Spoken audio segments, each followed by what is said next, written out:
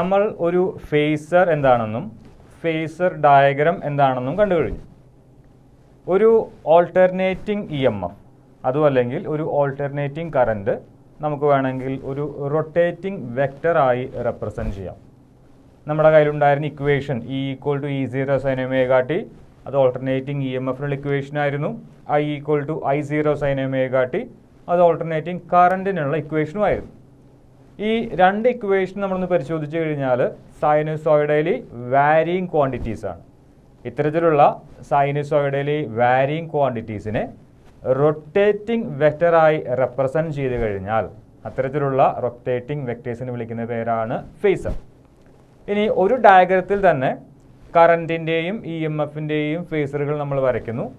അവർ തമ്മിലുള്ള ഫേസ് ഡിഫറൻസും നമ്മൾ മാർക്ക് ചെയ്യുന്നു. അങ്ങനെയെങ്കിൽ നമുക്കതിനെ ഫേസർ ഡയഗ്രം എന്ന് വിളിക്കാനായിട്ട് സാധിക്കും. ആ ഫേസർ ഡയഗ്രം നോക്കിക്കഴിഞ്ഞാൽ നമുക്ക് ആര് ലീഡ് ചെയ്യുന്നു, ആര് ലാഗ് ചെയ്യുന്നു എന്ന് കണ്ടെത്താനായിട്ട് സാധിക്കും. അല്ലെങ്കിൽ അവർ തമ്മിലുള്ള ആ ഒരു ഫേസ് ആംഗിൾ അറിഞ്ഞാലും മതി. ചെറിയൊരു ഉദാഹരണം പറയാം. E=E0 sin ωt, അതൊരു സ്റ്റാൻഡേർഡ് ഇക്വേഷനാണ്. ഓൾട്ടർനേറ്റിംഗ് EMFനുള്ള ഒരു സ്റ്റാൻഡേർഡ് ഇക്വേഷനാണ്. നമുക്ക് ഏതെങ്കിലും കാരണവശാൽ I=I0 sin ωt +φ ആണ് കിട്ടുന്നതെങ്കിൽ കൃത്യമായി പറയാൻ സാധിക്കും ഇവിടെയുള്ള EMFും ഇവിടെയുള്ള കറൻറ്റും തമ്മിലുള്ള ആംഗിൾ φ ആണ്. അതായത് രണ്ടുപേരും ഒരുമിച്ചല്ല പോകുന്നത്, ഒരാൾ മുന്നിലും ഒരാൾ പുറകിലുമാണ്.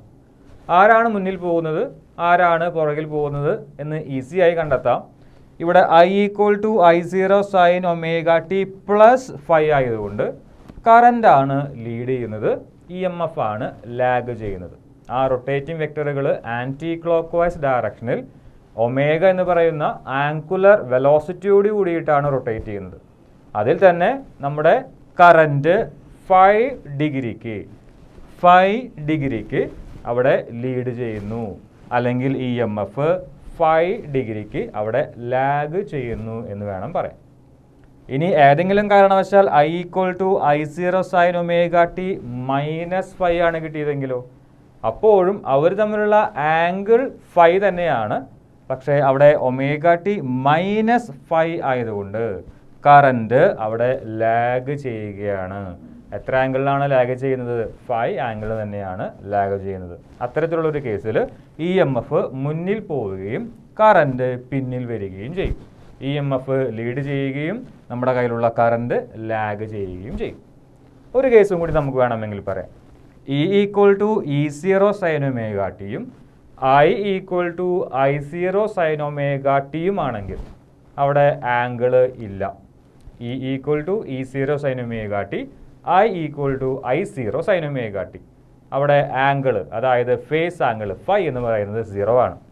അത്തരത്തിലൊരു കേസ് നമ്മുടെ കയ്യിൽ വന്ന് വിട്ടുകഴിഞ്ഞാൽ കൃത്യമായി പറയാൻ സാധിക്കും ആരും ലീഡ് ചെയ്യുന്നില്ല, ആരും ലാഗ് ചെയ്യുന്നില്ല, രണ്ടുപേരും ഒരേപോലെയാണ് പോകുന്നത്. ഇതാണ് നമ്മുടെ ഫേസറിനെ കുറിച്ചിട്ടുള്ള കുറച്ച് ബേസിക് ഐഡിയാസ്.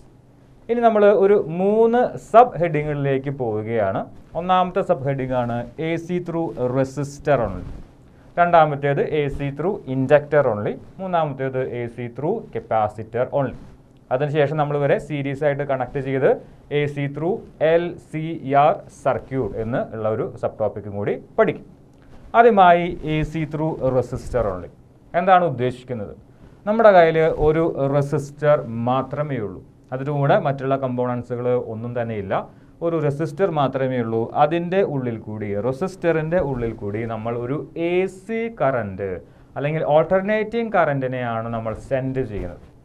ഇവിടെ ഓൾട്ടർനേറ്റിംഗ് EMFൻ്റെ ഒരു സോഴ്സ് ഉണ്ട്. അതുകൊണ്ടാണ് നമ്മളിവിടെ സെല്ല് വരയ്ക്കാത്തത്, അതല്ലെങ്കിൽ ബാറ്ററി വരയ്ക്കാത്തത്. സെല്ലിൽ നിന്ന് അതല്ലെങ്കിൽ ബാറ്ററിയിൽ നിന്ന് പുറത്തേക്ക് വരുന്നത് DC ആണ്, അതായത് ഡയറക്റ്റ് കറൻ്റ് ആണ്.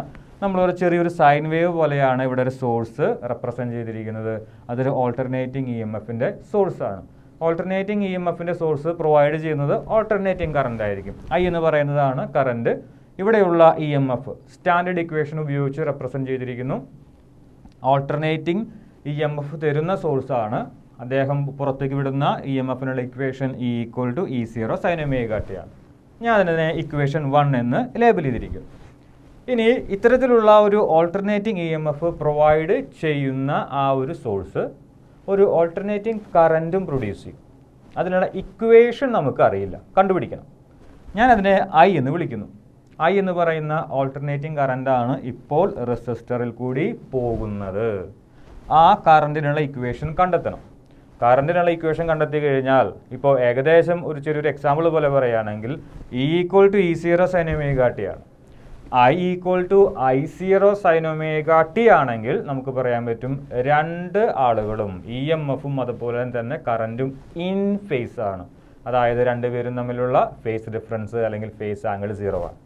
ഇനി എന്തെങ്കിലും കാരണവശാൽ E = E0 sin omega t, I = I0 sin omega t +φ ആണ് കിട്ടുന്നതെങ്കിലോ തീർച്ചയായും നമുക്ക് പറയാം കറൻറ്റ് അവിടെ ലീഡ് ചെയ്യുന്നു, EMF അവിടെ ലാഗ് ചെയ്യുന്നു. അവർ തമ്മിൽ ഒരു ആംഗിൾ ഉണ്ട്, അതാണ് φ. ഇനി I = I0 sin omega t -φ ആണ് നമുക്ക് കിട്ടുന്നതെങ്കിലോ എന്ത് പറയാൻ സാധിക്കും? അവിടെ കറൻറ്റ് ലാഗ് ചെയ്യുന്നു, EMF ലീഡ് ചെയ്യുന്നു, അവർ തമ്മിലുള്ള ആംഗിൾ φ ആണെന്നും പറയാൻ പറ്റും. ആദ്യമായി നമ്മൾ കണ്ടുപിടിക്കാൻ പോകുന്നത് കറൻറ്റിനുള്ള ഇക്വേഷനാണ്. ഇതാണ് sub heading AC through resistor only. ഇവിടെ നമ്മൾ അപ്ലൈ ചെയ്യുന്നത് ഒരു സ്റ്റാൻഡേർഡ് EMF ആണ്, ഓൾട്ടർനേറ്റിംഗ് EMF ആണ്. അതിൻ്റെ ഇക്വേഷൻ എല്ലാ കേസുകളിലും ഒന്ന് തന്നെ, E = E0 sin omega t.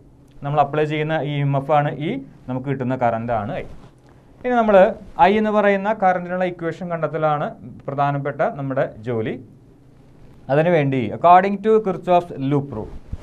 എന്താണ് കിർച്ചോഫ്സ് ലൂപ്പ് റൂൾ പറയുന്നത്? ഇതൊരു ക്ലോസ്ഡ് സർക്യൂട്ടാണ്, അതല്ലെങ്കിൽ ഒരു ക്ലോസ്ഡ് ലൂപ്പാണ്. നമ്മളിവിടെ അപ്ലൈ ചെയ്യുന്ന EMF ആണ് E എന്ന് പറയുന്നത്. അപ്പോൾ EMF = sum of currents and resistance, product of currents and resistances എന്നാണ് നമ്മുടെ കിർച്ചോഫ്സിൻ്റെ ലൂപ്പ് റൂൾ പറയുന്നത്. നമ്മൾ അപ്ലൈ ചെയ്യുന്ന EMF അവിടെയുള്ള കറൻറ്റുകളുടെയും റെസിസ്റ്റൻസുകളുടെയും പ്രൊഡക്റ്റുകളുടെ സമ്മിന് ഈക്വലാണ്. ഇവിടെ ഒരു കറൻറ്റേ ഉള്ളൂ, ഒരു റെസിസ്റ്റൻസേ ഉള്ളൂ. അതുകൊണ്ട് നമുക്ക് I1R1 + I2R2 + I3R3 എന്നൊന്നും എടുക്കേണ്ട ആവശ്യമില്ല. വളരെ സിമ്പിളായി I × R എന്ന് എടുക്കാം. നമ്മൾ അപ്ലൈ ചെയ്യുന്ന EMF E ആണ്, which is equal to sum of products of current and resistances എന്നാണ് നമ്മുടെ കിർച്ചോഫ്സിൻ്റെ ലൂപ്പ് റൂള്. പക്ഷേ ഇവിടെ ഒരുപാട് കറൻറ്റുകളും ഒരുപാട് റെസിസ്റ്റൻസുകളും ഒന്നും തന്നെയില്ല. ഒരു കറൻറ്റും ഒരു റെസിസ്റ്റൻസും മാത്രമേ ഉള്ളൂ. അങ്ങനെയെങ്കിൽ E = അപ്ലൈഡ് EMF ആണ് E = I × R എന്ന് എഴുതാനായിട്ട് സാധിക്കും. ഞാനിവിടെ എഴുതിയിട്ടുണ്ട് E = I × R. അതിൽ E എന്ന് പറഞ്ഞു കഴിഞ്ഞാൽ അപ്ലൈഡ് EMF ആണ്, I എന്ന് പറഞ്ഞു കഴിഞ്ഞാൽ അതിൻ്റെ ഉള്ളിൽ കൂടെ പോകുന്ന കറൻറ്റാണ്, R എന്ന് പറഞ്ഞു കഴിഞ്ഞാൽ നമ്മളവിടെ കണക്ട് ചെയ്തിരിക്കുന്ന റെസിസ്റ്ററിൻ്റെ റെസിസ്റ്റൻസുമാണ്. ഇനി അപ്ലൈഡ് EMFന് പകരം എന്ത് എഴുതാം? E = E0 sin omega t ആണ്. അപ്പോൾ E0 sin omega t = I ആണ്. ഓർ I ഈ ആറിനെ ലെഫ്റ്റിലേക്ക് കൊണ്ടുവരിക. അപ്പോൾ E0/R × sin omega t എന്ന് ലഭിക്കും. ഇതിൽ E0 എന്ന് പറഞ്ഞു കഴിഞ്ഞാൽ എന്താ? Maximum value of EMF. R എന്ന് പറഞ്ഞു കഴിഞ്ഞാലോ ആ സർക്യൂട്ടിൻ്റെ റെസിസ്റ്റൻസും. Maximum value of EMF divided by resistance എന്ന് പറഞ്ഞു കഴിഞ്ഞാൽ എന്താണ് ശരിക്കും? മാക്സിമം വാല്യൂ ഓഫ് കറൻറ്റ് ആണ്. അങ്ങനെയെങ്കിൽ I = I0 sin omega t എന്ന് എഴുതാനായിട്ട് സാധിക്കും. അതാണ് നമ്മുടെ equation 2, where I0 = E0 divided by R and this is the maximum value of current. ഇനി ഈ രണ്ട് ഇക്വേഷൻസ് നിങ്ങളൊന്ന് കമ്പയർ ചെയ്ത് നോക്കൂ. Equation 1 E = E0 sin omega t ആണ്. Equation 2 I = I0 sin omega t ആണ്.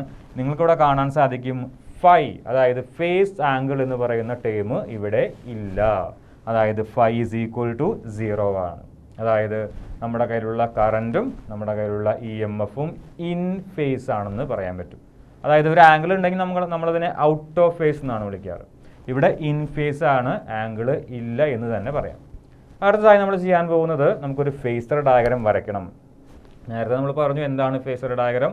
കറൻറ്റിൻ്റെ ഫേസറും EMFിൻ്റെ ഫേസറും ഒരേ ഡയഗ്രത്തിൽ ആംഗിളോടുകൂടി വരയ്ക്കുന്ന ആ ഒരു ഡയഗ്രത്തിന് വിളിക്കുന്ന പേരാണ് ഫേസർ ഡയഗ്രം.